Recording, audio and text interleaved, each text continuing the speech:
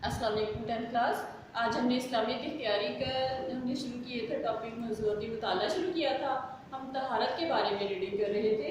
तो तहारत के बारे में हमने आज जिसके अगला पॉइंट करना है, हमने 2 पॉइंट कर लिए थे। तहारत कितने पॉइंट थे तहारत के? तहारत होता क्या है? सबसे पहले मैं थोड़ा सा आपको दोबारा रिमाइंड करवा दूँ कि तहारत किसे कहते हैं। तहारत इंसान की फितरत में दाखिल है। कोई इंसान ऐसा नहीं होगा जो तहारत और पाकीज़गी को पसंद ना करता हो, यानी कि पाकीज़गी तहारत में आ जाती है। और रूहानी पाकीज़गी या जिस्मानी सफाई वगैरह का ख्याल जो नहीं रखते, उनके जो है वो गलत माहौल की वजह से कुछ अफराद में ये जज्बा मध्यम पड़ जाता है, यानी कि कम हो जाता है। यानी कि हर इंसान के अंदर ये फितरी जज्बा मौजूद होता है कि अपने आप को पाक साफ रखे, और इसके लिए किसी में ये सलाहियत ज़्यादा होती है, किसी में कम होती है। तो कुछ लोग जो होते हैं वो ज़्यादा सफाई पसंद होते हैं और कुछ जो है वो कम सफाई पसंद होते हैं। तो इसमें ये बताया गया था कि कुरान पाक के हवाले से, यानी कि आप सल्लल्लाहु अलैहि वसल्लम का फरमान बताया गया था, अत्तहुरु शत्रुल ईमान, यानी कि सफाई निस्फ ईमान है। पाकीज़गी जो है वो निस्फ ईमान है। हमारा आधा ईमान कहाँ मुकम्मल हो जाता है? सफाई। अगर हम पाक साफ रहेंगे, पाकीज़ा रहेंगे। और इस्लाम अल्लाह की इबादत के वक्त जिस्म, जगह और लिबास के पाक रखने के ऊपर जोर नहीं देता, बल्कि हमारी तहारत इस्लाम का इम्तियाजी निशान है। यानी कि हमारा मज़हब ये नहीं कहता कि जब आप नमाज पढ़ो, कुरान पाक पढ़ो, तभी आप पाक साफ रहो, बल्कि हमेशा जिस हालत में, यहाँ तक कि ये भी कहा जाता है कि सोने से पहले अपने आप को बावज़ू कर दो, यानी कि बावज़ू करके फिर सो। यानी कि कोई भी लम्हा ऐसा नहीं होना चाहिए कि जिसमें हमारे साथ कोई गलाजत, कोई निजासत, कोई गंदगी हो। तो इसलिए सफाई जो है उसको निस्फ ईमान करार दिया गया, और हर हालत में उसको बरकरार रखना ज़रूरी होता है। सफाई की तहारत की कितनी मिसालें उन्होंने बताई थी, इसकी किस्में कितनी थी? 5 इसकी जो थी किस्में बताई गई थी तहारत की। नंबर 1 था तहारत फ़िक्र, तहारत इखलाक, तहारत जिस्म, तहारत लिबास और तहारत मकान। हमने इसमें से तहारत फ़िक्र और तहारत इखलाक का रीडिंग कर ली थी। आज हम करेंगे तहारत जिस्म के बारे में। पेज नंबर आपका 59 है बेटा, इसको ओपन करें। सॉरी 60, पेज नंबर 60 है। हमने ये दो पिछली कर ली थी, 2 पॉइंट्स कर लिए थे। आज हमने 3rd पॉइंट करना है, तहारत जिस्म। तो तहारत जिस्म के बारे में क्या बताया गया है कि इस्लाम ने जिस्म की पाकीज़गी को खास अहमियत दी है। यानी कि हमारे मज़हब इस्लाम ने जिस्म की पाकीज़गी को बहुत ही ज़्यादा अहमियत दी है, क्योंकि जिस्म की सफाई से रूह को मुसरत हासिल होती है। यानी कि उन्होंने क्या बताया है कि जिस्म अगर पाक साफ है तो उससे हमारी रूह जो है उसको तस्कीन मिलती है, उसको पुरसकून अपने आप को महसूस करती है। हमारी रूह जो होती है, यानी रूह क्या, हमारा दिलो दिमाग जो है वो बहुत मुअत्तल और बहुत ही पुरसकून रहता है। और इंसान और हैवान में फ़र्क कायम होता है। यानी कि इस्लाम और जो है इस्लाम है, इंसान और हैवान, यानी कि इंसान और जानवर में कोई फ़र्क तो है ना। इंसान को अशरफुल मखलूक़ात कहा गया है, तो इंसान और हैवान में कोई फ़र्क तो है, और वो फ़र्क क्या है? यानी कि सफाई, पाकीज़गी को कायम रखना जो है वो एक जो फ़र्क है जो कि इंसानों में और जानवरों में पाया जाता है। इस्लाम में अल्लाह की इबादत हर आकिल बालिग इंसान पर फ़र्ज़ है।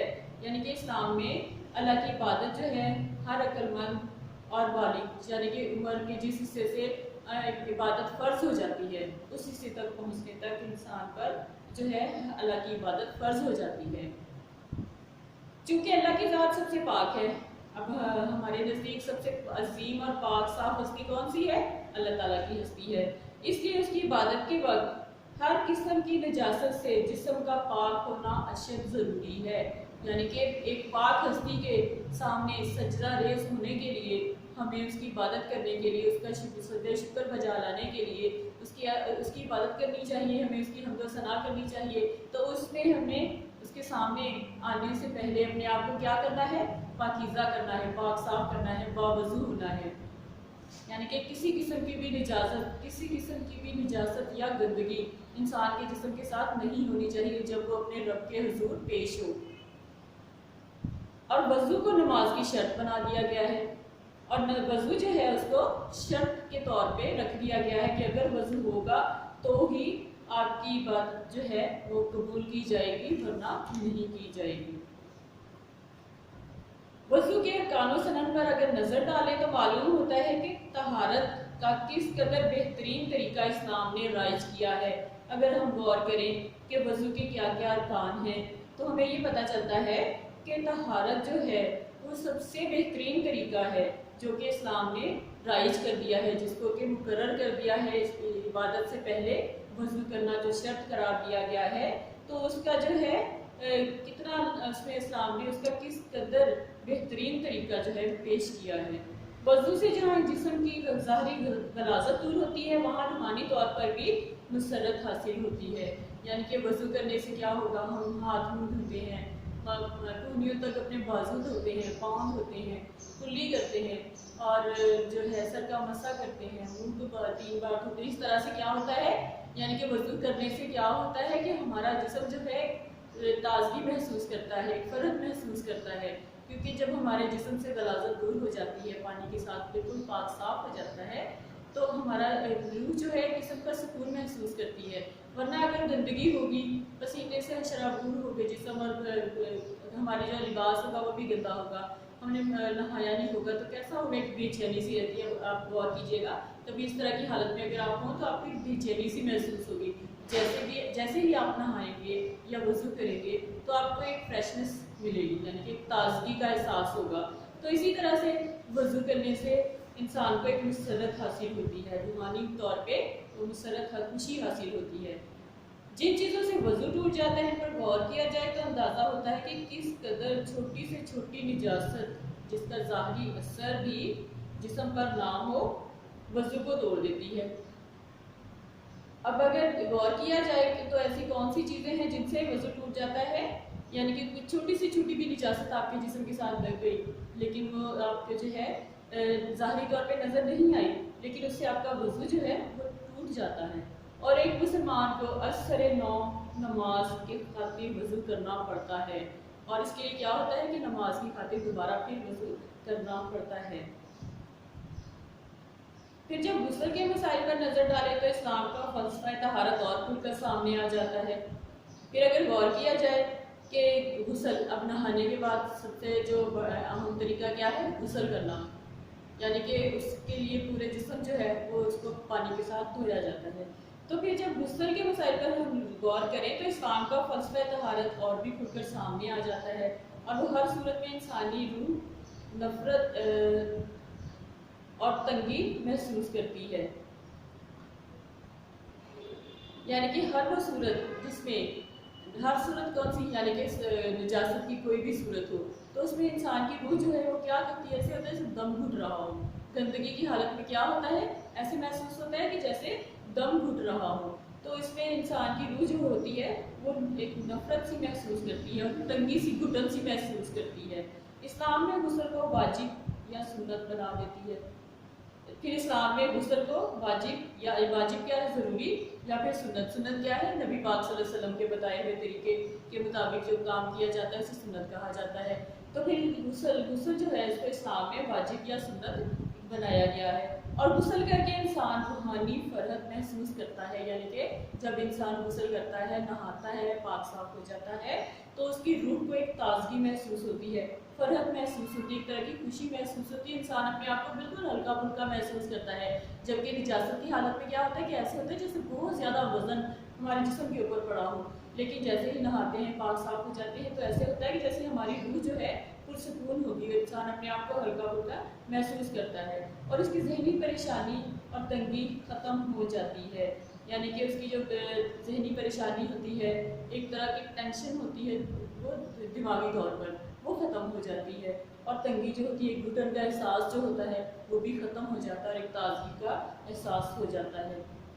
پھر یہ بتایا گیا کہ پانی نہ ملنے کی صورت میں وضو اور غسل کی جگہ تمیم کو رکھا گیا ہے۔ یعنی کہ اگر پانی نہیں ملتا تو اس کی جگہ پہ کیا رکھا گیا ہے، تمیم، یعنی کہ مٹی کے ڈھیلے سے بھی اس کا جو ہے ہم وضو کر سکتے ہیں، تاکہ پانی کی جگہ مٹی سے ایک گنا طہارت کر کے اطمینان حاصل کیا جا سکے، اور اپنے آپ کو اس قابل بنایا جائے کہ خدائے پاک کی عبادت کی جا سکے اور کاموں میں پاک ہو کر حصہ لیا جا سکے۔ یعنی کہ اس سے یہ معلوم ہوتا ہے کہ اسلام میں طہارت جسم کو بہت زیادہ اہمیت حاصل ہے۔ फिर उसके बाद है तहारत लिबास। अब तहारत लिबास से क्या मुराद है, यानी कि हमने वज़ू किया, हम पाक साफ हो गए, नमाज के काबिल हो गए, हमारी एक शर्त पूरी होगी जो कि नमाज की एक शर्त थी कि वज़ू करना है, वो कर लिया, हम पाक साफ हो गए। फिर नहाने का था कि नहाया तो इंसान की रूह को ताजगी महसूस हुई, उसको घुटन का एहसास जो था वो ख़त्म हो गया और एक खुशी, एक फरहत उसको नसीब हो गई।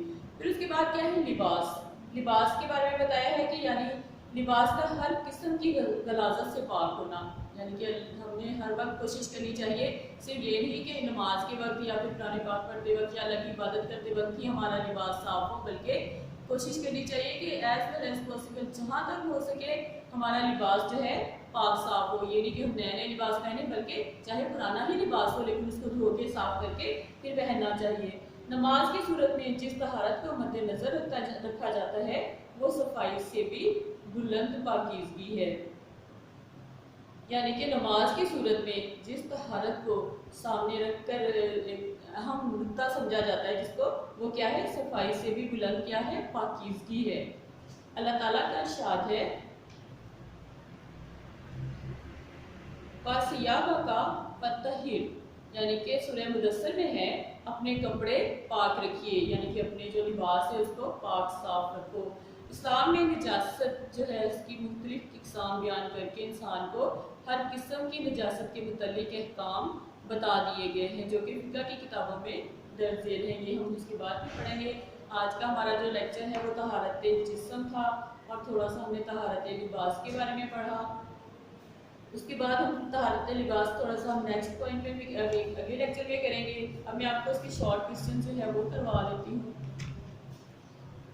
अपनी नोटबुक निकाल लें या फिर आप अपनी बुक के ऊपर अगर लिखना चाहें एज यू लाइक, लेकिन प्लीज़ इसको नोट लाजमी किया करेंगे क्योंकि शॉर्ट क्वेश्चन जो है ये आपको मैंने आपको बताया था 3 सेक्शन बनते हैं, उनमें आज 6 या 7 क्वेश्चन होते हैं जिसमें से आपने 5 अटैम्प्ट करने होते हैं। तो ये शॉर्ट क्वेश्चन जो है इसलिए हर चैप्टर में से कहीं से भी बनाए जा सकते हैं, इसलिए आपको इसकी ज़रा अवेयरनेस होनी चाहिए। क्वेश्चन नंबर 1 है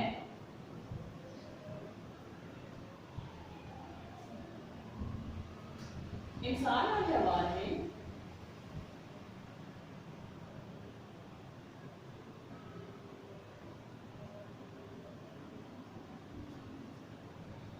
किस तरह फर्क कायम होता है।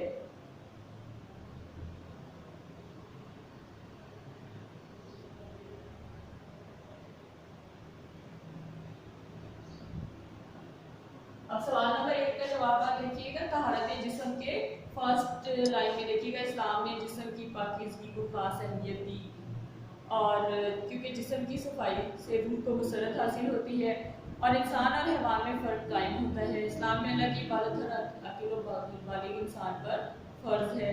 चूँकि अल्लाह की ज़ात सबसे पाक है इसलिए इसकी इबादत के वक्त हर किस्म की निजासत से जिस्म का पाक होना अशद ज़रूरी करार दिया गया है और वज़ू को नमाज की शर्त बना दिया गया है। यानी कि इंसान और हैवान में फ़र्क आपने बताना है तो फिर आप यहाँ तक बताएंगे कि इस्लाम ने जिस्म की पाकीज़गी को खास अहमियत दी है क्योंकि जिस्म की सफाई से रूह को मसरत हासिल होती है और इंसान और हैवान में एक फ़र्क कायम हो जाता है। ये आपने वज़ू को नमाज की शर्त बना दी। यहाँ तक इसका फर्स्ट का आंसर लिखिएगा, थोड़ा डिटेल के साथ आ जाएगा। उसके बाद है सवाल नंबर 2 है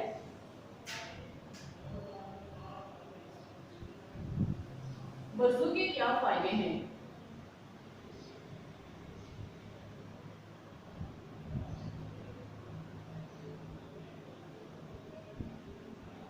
वज़ू के क्या फ़ायदे हैं, क्या फ़ायदे हमने पढ़े थे वज़ू के। सेकंड पैराग्राफ देखिएगा, वज़ू के अरकान और सुनन पर अगर नज़र डालें तो मालूम होता है कि तहारत का किस कदर बेहतरीन तरीका इस्लाम ने राइज किया है। वज़ू से जहाँ जिस्म की ज़ाहरी गलाज़त दूर होती है वहाँ रूहानी तौर पर भी एक मसरत हासिल होती है। क्वेश्चन नंबर 2 का आंसर है बेटा सेकंड पैराग्राफ है इसमें। सवाल नंबर 3 है इस्लाम में गुस्ल को क्या अहमियत हासिल है।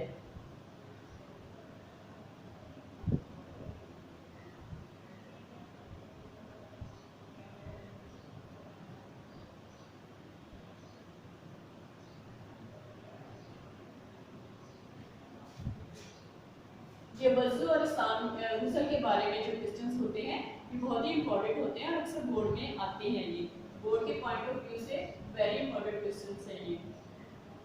इस्लाम में गुस्ल को क्या अहमियत हासिल है, अब इसका आंसर देखिएगा।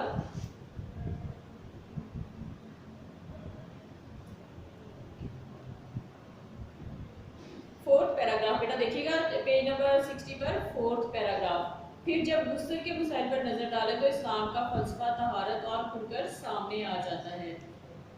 फिर को बेशक छोड़ दीजिएगा, ऐसे लिख लीजिए कि जब गुस्ल के मसाइल पर नजर डालें तो इस्लाम का फलसफा तहारत और खुलकर सामने आ जाता है। हर वो सूरत जिसमें इंसानी रूह नफरत और तंगी महसूस करती है, इस्लाम में गुस्ल को वाजिब या सुन्नत बना देती है और गुस्ल करके इंसान रूहानी फरहत महसूस करता है और इसकी ज़हनी परेशानी और तंगी खत्म हो जाती है। ये इसका आंसर आ जाएगा क्वेश्चन नंबर 3 का। अब है क्वेश्चन नंबर 4। क्वेश्चन नंबर 4 है पानी ना होने की सूरत में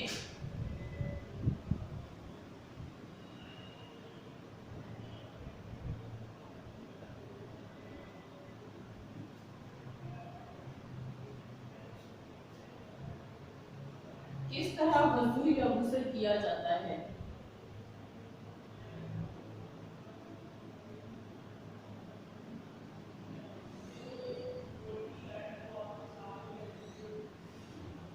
अब कुछ इलाके होते हैं जहाँ पे पानी नहीं होता या फिर इंसान सफ़र के दौरान है, सफ़र की हालत में है और उसके जो है पानी कहीं भी मैसर नहीं है और नमाज का टाइम है, वज़ू करना चाहता है, नमाज पढ़ना चाहता है, तो वहाँ पे वो क्या करेगा कि कच्ची मिट्टी जो होती है उसका अगर जो थोड़ा सा उसको यूज़ करके यानी कि मिट्टी को पाक करार दिया गया, जिस तरह चलता पानी जो है वो उसको पाक करार दिया गया है। जबकि अगर किसी गड्ढे में कोई खड़ा पानी है तो वो साफ़ नहीं होगा, लेकिन पानी अगर बहता हुआ जैसे नहरों का पानी होता है वो बहता हुआ पानी जो होता है वो साफ़ होता है। तो इसी तरह कच्ची मिट्टी को भी पाक साफ़ कहा गया है।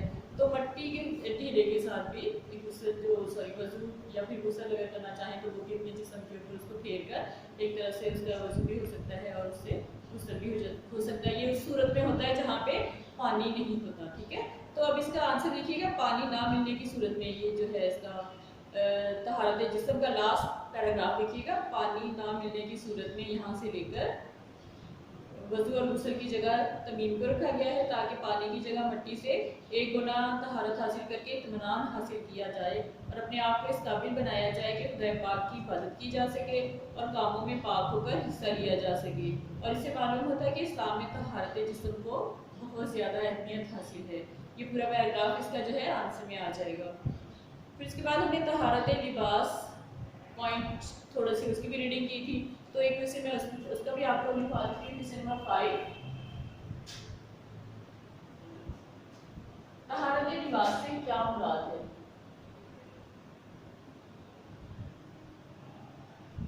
ये भी बोर्ड के पॉइंट ऑफ व्यू से बहुत ही इंपॉर्टेंट है। ठीक है, तहारत लिबास से क्या मुराद है, या इसमें नोट भी आ जाते हैं, जिन पे नोट लिखिए, किसी भी फॉर्म में ये क्वेश्चन आ जाते हैं। अब तहारत लिबास से क्या मुराद है, जैसे कि हमने पढ़ा कि गुस्ल और वज़ू जो है ये तहारत जो है के लिए शर्त रख दी गई है वज़ू की और गुस्ल। ठीक है, ये भी ज़रूरी करार दिया गया है। तो तहारत लिबास यानी कि हमारा लिबास जो है वो भी पाकीज़ा होना चाहिए, पाक साफ होना चाहिए। तो इसका आंसर आ जाएगा तहारत लिबास के पॉइंट में से आ जाएगा लिबास का हर किस्म की गलाज़त से पाक होना। तहारत लिबास से मुराद है, कुछ आप ऊपर से ऐड कीजिएगा, ठीक है, खुद से, कि तहारत लिबास से मुराद है यानी लिबास का हर किस्म की गलाज़त से पाक होना। नमाज की सूरत में जिस तहारत को मद्देनज़र रखा जाता है वो सफाई से भी ज़्यादा पाकीज़गी है। फिर अल्लाह ताला का इरशाद इसमें ऐड कर दीजिएगा, वसय्याबा का फतह है यानी कि अपने कपड़े पाक रखिए। यहाँ तक क्वेश्चन नंबर 5 का आंसर है। बेटा ये क्वेश्चंस नोट कर लें और काइंडली इसको आप नोटबुक पे लाजमी लिखा करें ताकि आपके पास ये मटेरियल जो है मौजूद हो। ये ना हो कि पेपर्स घूमने वाले हों और आपके पास क्वेश्चंस के आंसर्स ना हो। तो इसलिए बेहतर यही होता है कि साथ साथ जब लेक्चर हो रहा होता है तो आप उसको नोट करते जाया करें नोटबुक के ऊपर, और जो बुक के ऊपर मार्क किए होते हैं आंसर्स कोशिश किया करें कि उनको आप लिखें, क्योंकि जो ये उर्दू के जो होते हैं जितने भी सब्जेक्ट होते हैं ये थोड़े लेंथी होते हैं, तो इनमें आपको राइटिंग प्रैक्टिस हो, आपके लिखने की तेज़ राइटिंग प्रैक्टिस हो और लिखे भी अच्छी राइटिंग में, यानी कि गंदा गंदा लिखे बाकी अच्छी राइटिंग में लिखें। तो ये आपके लिए बेहतर होता है बोर्ड में आप लोगों को पेपर देने के लिए, क्योंकि अभी आप लोगों ने पेपर तो नहीं दिया, आप लोगों को कोरोना की वजह से वैसे ही आप लोगों को प्रमोट कर दिया गया था, तो लेकिन अब पेपर तो होने हैं, इसके बाद आप लोगों के 10th में तो पेपर होंगे ना, तो इसलिए आपकी प्रैक्टिस जितनी हो सके एज वेल एज पॉसिबल आप अपनी प्रैक्टिस जो है बहुत फास्ट करें, राइटिंग स्पीड जो है उसको बहुत ही फास्ट कर लें, और इनको बेटा नोट कर लें अपने क्वेश्चन जो है, और आंसर जो है इनको बुक के ऊपर मार्क कर लें।